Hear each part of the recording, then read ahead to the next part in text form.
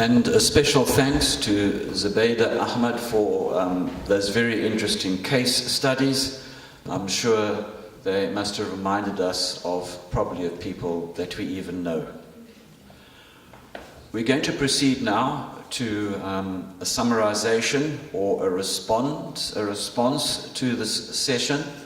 We are running a little bit late, which means that the Q&A session might have to be streamlined. We still have a further person to talk to us, Sheikh Ihsan Talib. He'll be coming up soon. Let me put my glasses on because our next guest has a long CV. Dr. Fatima Seedat. She obtained a PhD in Islamic Law from McGill University and presently holds a senior lectureship in Gender Studies at the School of South African and Gender Studies, Anthropology and Linguistics at UCT, University of Cape Town. Using the context of Muslim personal law debates in South Africa, she has investigated the discursive construction of the female legal subject through the framework of legal capacity, Al-Ahliya, in Mullah Jiwan's Nur al-Anwar, a classical Hanafi text of Usulul Fiqh. Dr. Fatima Seedat, she's going to be talking from the desk and responding to this session. And just to remind ourselves, this session asked the question, why is there a need for legislating Islamic marriages and divorce laws in South Africa? Experiences from the Muslim Judicial Council experience. She'll also respond to the guest speaker, Sheikh Nuruddin Limu from Nigeria, who raised some highly pertinent points in terms of Muslim personal law. Dr. Fatima Seedat, the table and the floor are yours. Shukran. Bismillahirrahmanirrahim. Alhamdulillahi Rabbil Alameen. As-salatu was-salamu ala ashrafil mursaleen. Sayyidina wa nabiyyina Mawlana Muhammad sallallahu alayhi wa sallam wa ala ahlihi wa ashabihi ajma'in. Assalamu alaikum wa rahmatullahi wa barakatuh. Thank the organizers for the opportunity to present.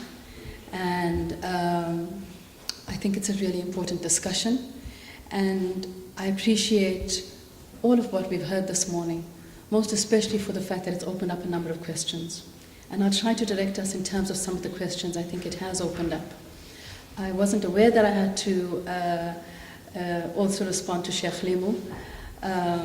Eminent scholar as he is, I am quite glad to, honored to in fact.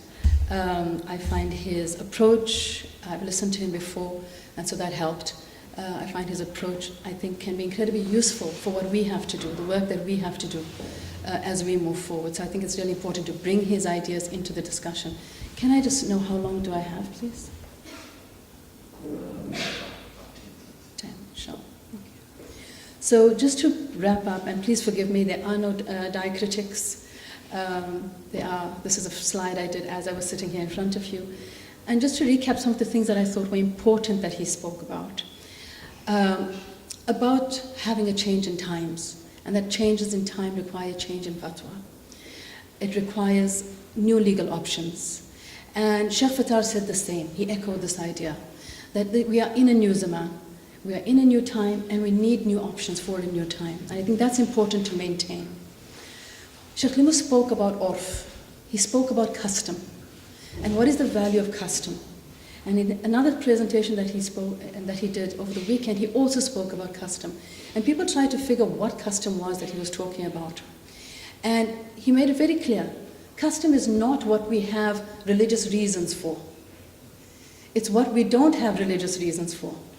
What was there outside of the religion.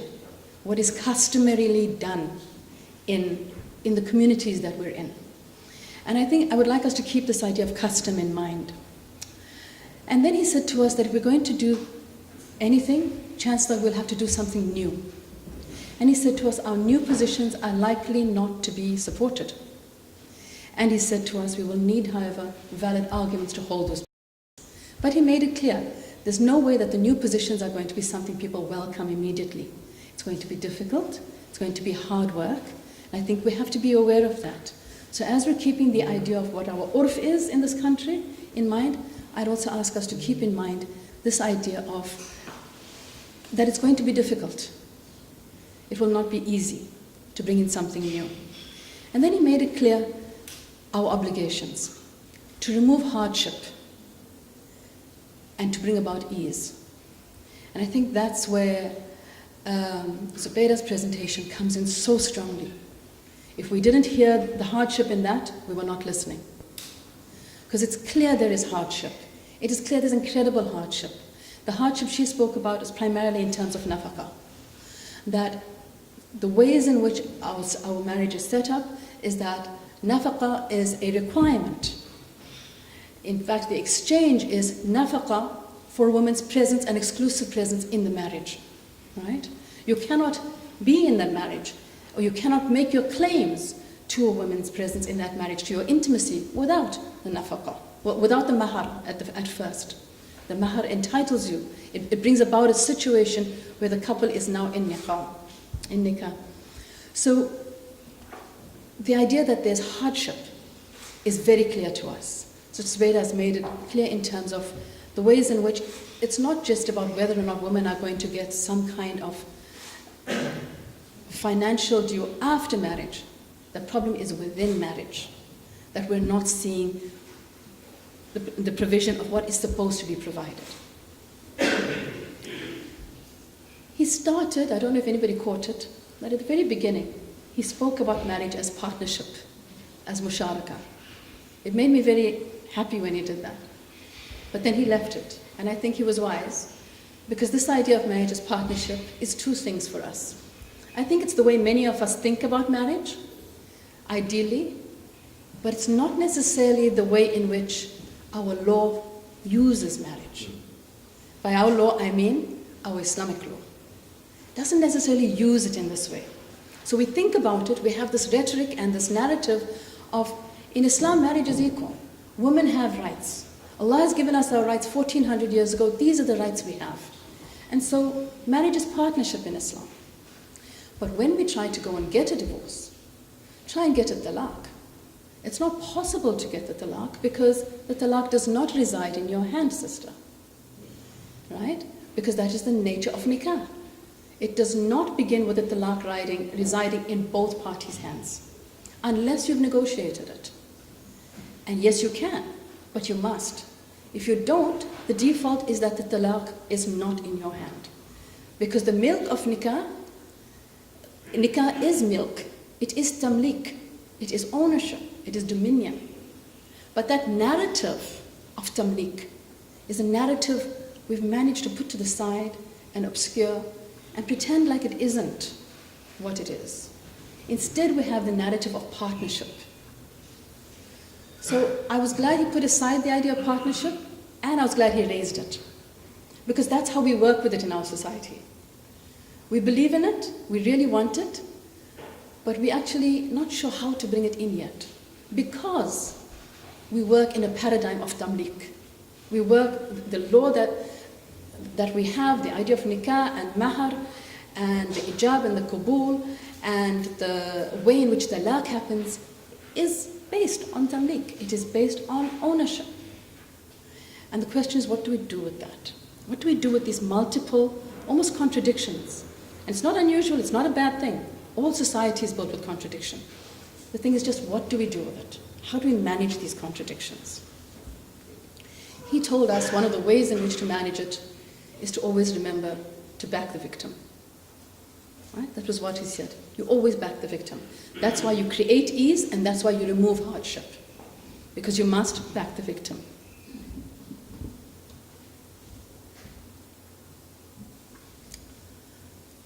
And Sheikh Fatah told us about this way in which our marriages almost become unbelievable. I'm married in one law, but I'm not married in the other law. You're either married or you're not married. And I think that is our big problem also. So we're either in marriages of partnership, or we're in marriages of tamlik. What are we in? We kind of need to know. We need to figure this. Sheikh Fatah told us also that marriage needs to be explicit and unambiguous. So more so, the reason we need to know what kinds of marriages we're in. We need to be sure. And supporting the Muslim marriage bill is part of making marriage explicit, making it unambiguous, It's the reason that the Muslim marriage officers have been supported. It's the reason that, he told us, since 2013, there's a whole new approach to the marriage book. We're looking for regularity. We're trying to make sure that it is kept properly so we can develop a database. And very importantly, he told us that recognition is required, so we're not considered to be outside of the law, adulterous, and importantly, we need the political will. Now, on the issue of political will, I will not even begin to suggest that I know anything about it. Because 23 years later, I can safely say, I have no idea why we're here. Because we thought we had the political will. We have a business community which has the economic power to make this happen. We've heard from Z Ahmed that we have incredible hardship. And the Constitution is required to protect us. In the exercise of our faith, the Constitution is required to protect us. So there's a third thing. Why we still don't have the bill? I mean, students ask me, people ask me, and I generally just say, I don't know. Because I don't know. I don't know. So on that, I won't dare to say anything. Except that we do need to figure this out because of what we've heard from Sister Z Ahmed.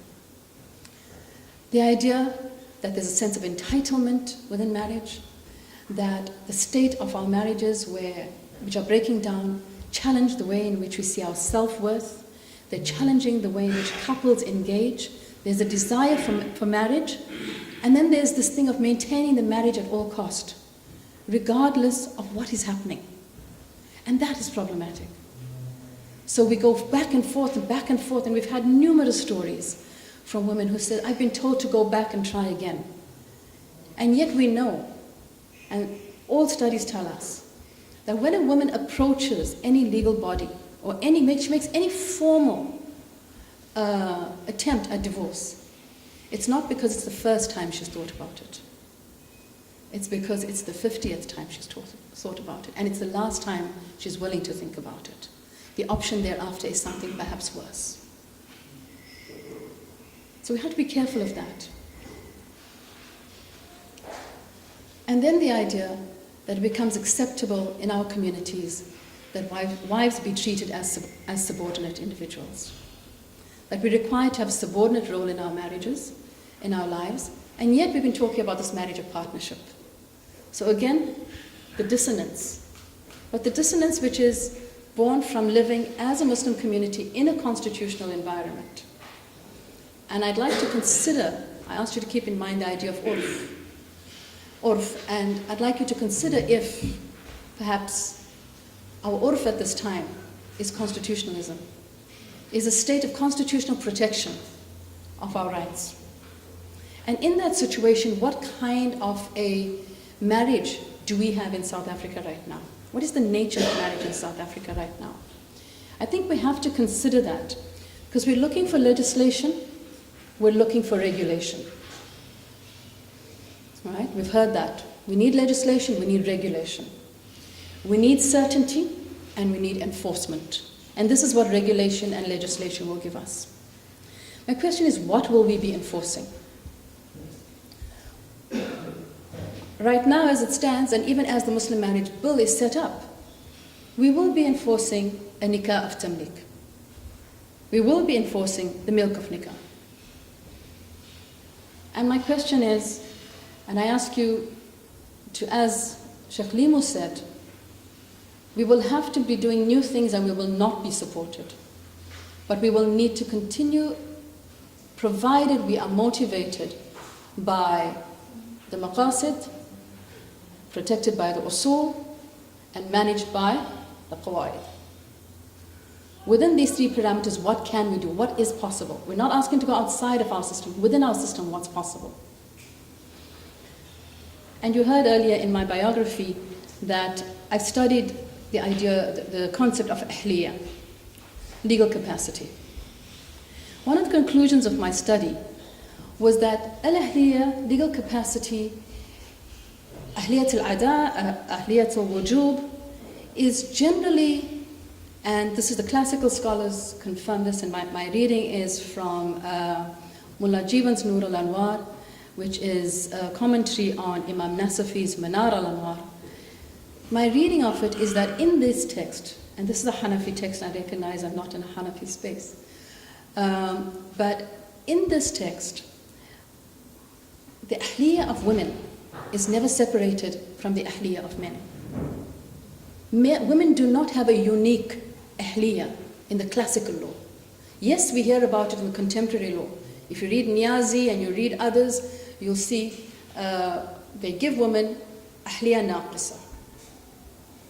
But that naqis ahliyah is not a historical, and that's my argument. I can stand and talk to you forever about that argument. That is not a historical point of view.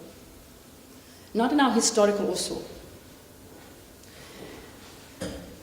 What I have argued in my work is that historically and present times, which I think we need to begin to recognize, is that at the point of nikah is when the ahliyah of an individual female person, changes as she becomes a wife person. I think we have to contemplate the difference in the legal capacities of a woman and a wife. And you may be both, but in some situations you are wife and you are not able to claim the ahliyah of a woman. Okay?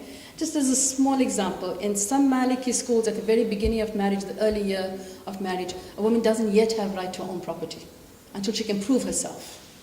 Right? This is some Maliki opinions. So this happens in various ways. And my argument is that in marriage, women are put into a different legal capacity. And some of the things we can see, the fact that she would need the guardianship of a father. Now remember, a previously unmarried man does not need the consent of his father to get into a marriage. A previously unmarried girl in the Shafi'i school generally is required. The Hanafi school it's not, but in the Shafi'i school it is. The exchange of mahar for exclusive access within the marriage is one of the ways in which this ahliyah of the becomes the ahliyah of a wife. Because the payment of that mahar puts you into a marriage where your situation is different. Mobility can be limited according to the fuqaha. Mobility can be limited. The ways in which nafaqah is required, which means you don't have to provide for yourself. You're not required to provide for yourself. Your husband has to provide for you. That is a condition of nikah. So if you sat at home and didn't work forever while you're married, and you expected to be fed and clothed and housed, it is the condition of nikah. It is required. So another way in which the ahliyah of the individual person changes, the woman person changes. Sexuality is exclusive. For a woman in marriage, her sexuality is exclusive to the man she's married to. For the man she's married to, his sexuality is not exclusive to her. He may marry 3 more women and make his sexuality available to them. So all this changes. Outside of marriage, a woman may contract her sexuality to anybody. But in marriage, she can't contract her sexuality to anybody anymore. Differently for a man. And then on exit, very importantly. On exit, the talaq remains in the hand of the husband. It does not belong in the hand of the woman until she negotiates it. And the guardianship of children generally belongs also and stays also in the hand of the husband, within certain parameters, of course. I'm not going to that for a matter of time. So my question then is, if we're going to have legislation and regulation, is this the nikah we want to regulate? Is this the nikah we want to bring into our legislation? This is the nikah that's in the Muslim Marriages Bill. And if I have no answer for why it hasn't gone forward yet, I think one possible answer is the nature of nikah we are bringing into the South African milieu, into the constitutional framework, into a state which is governed ultimately by the Constitution. And that this might be what's holding us back. This might be the nature of nikah we're trying to bring into it. What does it mean for us? What do we need to do differently to move ahead? And that's why I was happy when Sheikh Limo spoke, because I think he said to us something very important, which was that what we do is not necessarily going to be what we've done before. It's going to be new. and it may well be unsupported. And we're going to have to find ways to find valid argument within the usul, within the maqasid, within the qawaid. We're going to have to find the argument. And I've decided to be a little bold and suggest a possible way that we can look at it. I don't have all the answers for how it will happen, but I want to at least bring us to the point where we can think something new coming out of this. What are the possibilities? And while it might look very new, it's actually very old. And here's what I want to say, is that nikah as milk, as tamlik, is what we have right now. I've just given you the whole scenario.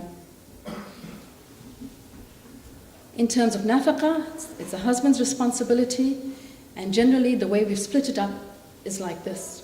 Husband provides food, clothing, housing, some say also medical and educational expenses. And generally, the wife is exclusive in her sexuality to her husband. She takes care of childcare and the home. Now ideally, this is how we've set it up. This is what it looks like. This is what the milk of nikah looks like. And we're doing this, generally. I want us to think about what happens when we reconceptualize this, when we bring it together and give equal value to the top and the bottom. If we were to give equal value to the top and the bottom, and we monetize both of those, and we know South African courts have been monetizing the bottom part, the exclusive sexual access and the childcare and home management, to the point where even if women have gone into the court and the contract says that they have no rights to anything in the family, to any property, the courts have looked at what women have contributed in the home and acknowledged that contribution, monetized it, and given women a certain entitlement out of the marriage. Because the court is recognizing housework, care work, care for the family. The courts are recognizing this. So if we were to recognize this, and we were to give these equal weight, I think we would come to this, that they are mutually contributing in material terms, that the contribution is material, it is mutual. The husband is providing the funds, the wife is providing the care. But once we monetize all of it, everybody's providing. So we are being mutual. This is what I said. We are technically, legally in marriages of tamlik. In our practice, perhaps we are in marriages that are mutual already. Perhaps we're already doing this. And some of you may say, no, I do more in my marriage. That's another story. But potentially we are already in marriages that are mutual. So I'm suggesting we recognize this. Recognize that the practical, that the real, what we're doing on the ground is mutuality. And once we recognize that, see if we can contemplate a contract of marriage as mutual partnership. Can we contemplate that kind of a contract? What would it mean if we were to contemplate that kind of a contract? Can we do it? Because I think once we do that, we'll come with balance. Can we contemplate that this is a contract of marriage as mutual partnership and switch from the contract of marriage as tamlik and ownership? How do we do it? Where do we do it? That's when I go back to gender studies and I say to the ulama, that's your job. It is your job. I believe it is your job.